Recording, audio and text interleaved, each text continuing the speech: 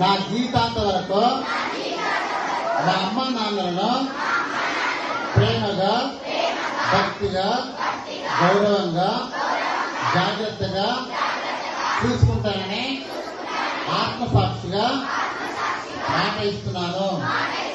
అమ్మా నాన్నలారా, గురువులారా, ఇంతకు మొదలు నేను తెలియక ఏమైనా పొరపాట్లు చేసినట్టుంటే నన్ను క్షమించండి. ఇక నుంచి ఎటువంటి తప్పు చేయనని మీరు చెప్పిన మాట వింటానని, మీరు చెప్పిన పని చేస్తానని ఆత్మసాక్షిగా మాట ఇస్తున్నాను.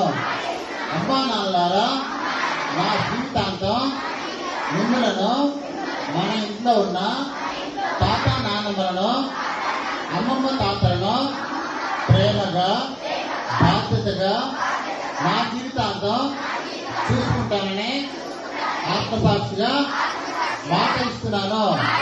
ఎట్టి పరిస్థితిలో వృద్ధాశ్రమాలకు ఎవరిని కూడా పంపమని మాట ఇస్తున్నాను.